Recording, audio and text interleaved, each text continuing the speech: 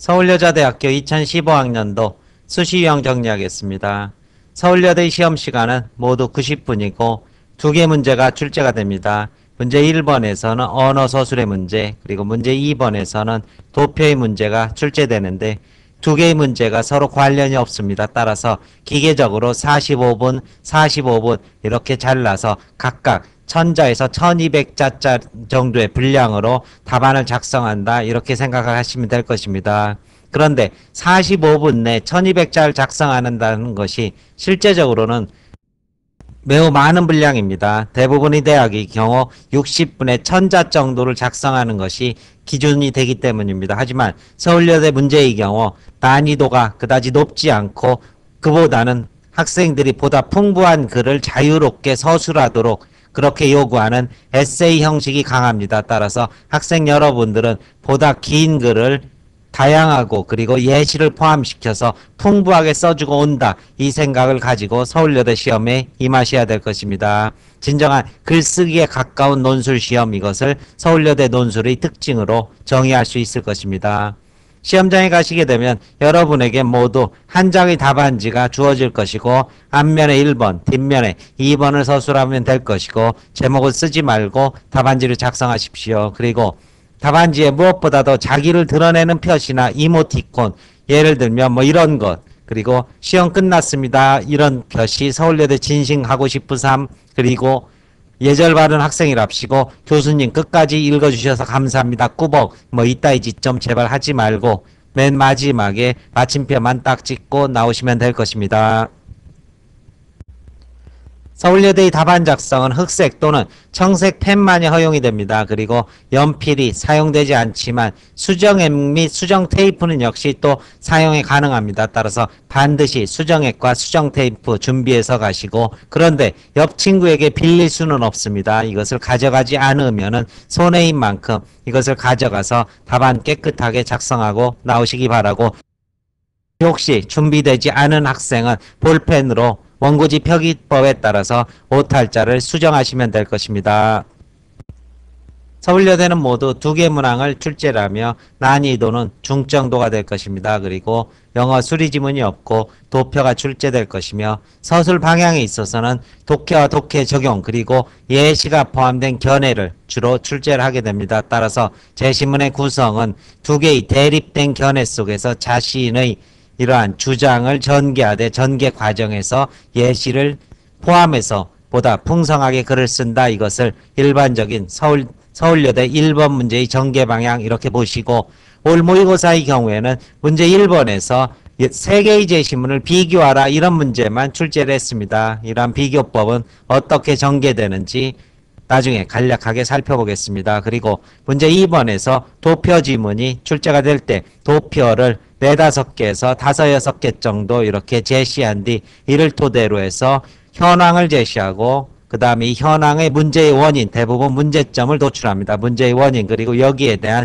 대책을 서술하는 그러한 문제를 줄곧 출제를 하고 있고, 따라서 이것과 이것은 5대5 정도의 비율로 전체적인 답안지 구성을 하시면 될 것입니다. 각각의 경우에는 몇 자 각각 1200자 정도에서 보다 긴 글을 써주고 나온다. 역시 서울여대에서 다시 한번 명심을 하시기 바라겠습니다.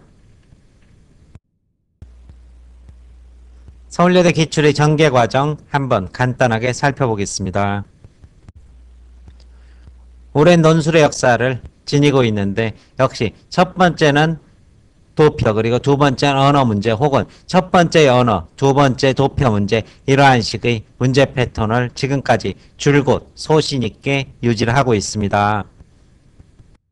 올입시와 관련해서 서울여대는 2015학년도 수시 대비 모의고사 문제를 발표를 했습니다. 그리고 2014학년도 문제와 2015학년도 모의고사 문제는 패턴의 변화가 거의 없다. 이렇게 보시면 될 것입니다. 왜냐하면 언어 문제 그리고 두 번째 도표 이 패턴이 그대로 유지되고 있고,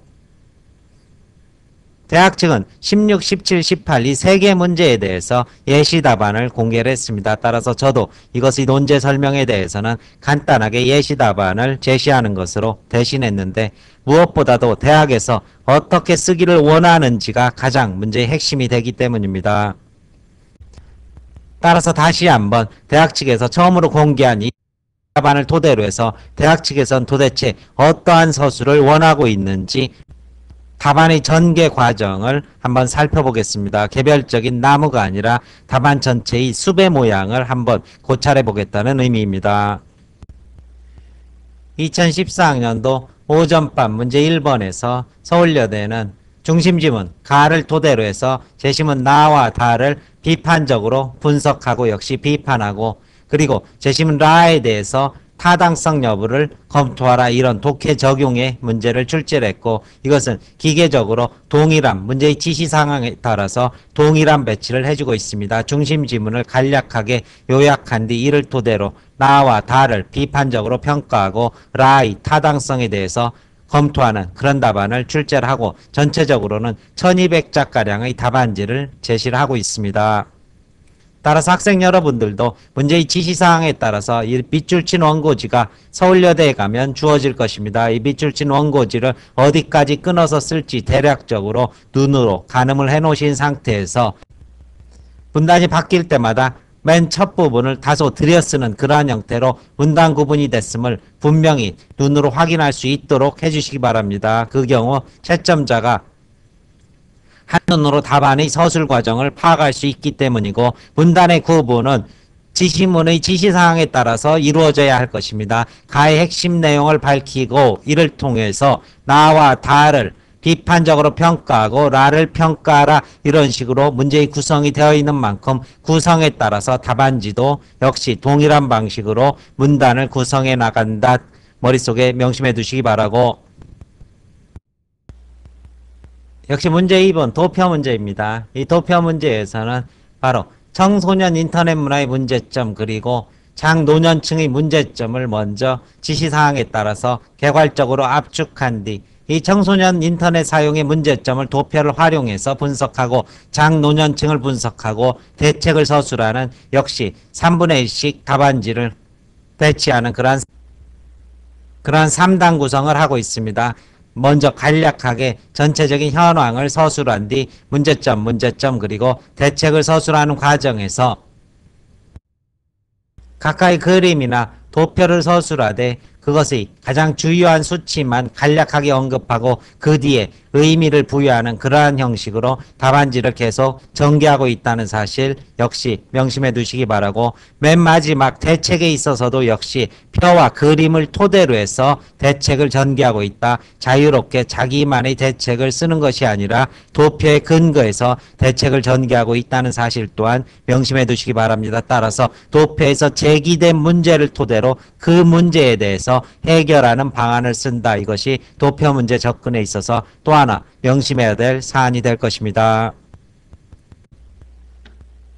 2014학년도 정오 문제 1번이었습니다. 전반부에서는 디지털 디바이드에 대한 두 가지 대립된 견해를 먼저 소개를 한 뒤 하나의 입장을 통해서 자신의 견해를 전개하되 이 전개하는 과정에 있어서 예시를 토대로 글을 보다 풍성하게 전개하고 있다. 바로 권력계층의 여론 조작 그리고 연예인의 이야기 등을 포함시켜서 글 전체가 마치 에세이 같은 느낌을 주고 있다는 사실 한눈에 파악할 수 있을 것입니다. 여러분들도 답안지를 작성하실 때 서울여대의 논지 자체를 그다지 어렵게 접근하실 필요는 없을 것입니다. 하지만 글 자체는 자신의 글재주를 최대한 동원한다, 이러한 생각으로 시험을 치르시기 바랍니다.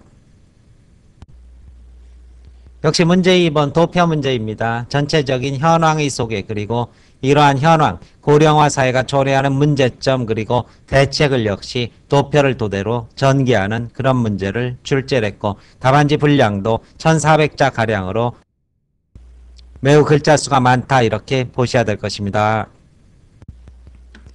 2015학년도 모의고사 문제입니다.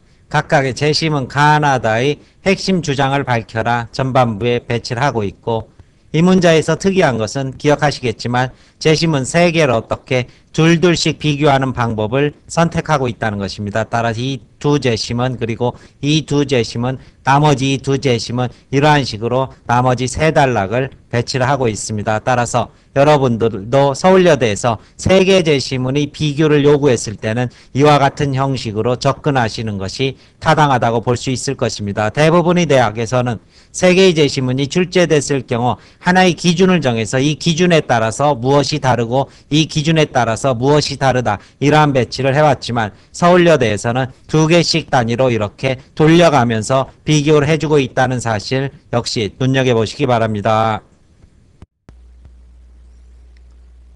역시 문제 2번 도표 문제입니다. 전반부의 현황 그리고 이것에 대해서 문제점을 분석하고 이것을 해결하는 방법 이렇게 답안이 전개되어 있고 전반부 현황과 그리고 문제를 제기하는 부분이 절반가량 그리고 대책이 절반가량 따라서 여러분들도 6대4나 5대5 정도로 전체적인 현황과 대책을 서술하되 이 또한 모두 도표를 토대로 해서 답안이 전개돼야 된다는 사실 자유롭게 자신의 대책을 쓰는 것이 아니라 도표에서 제기된 그러한 문제점에 대해서 화답하는 형식으로 대책을 서술하라 역시 잊지 않으시기 바랍니다.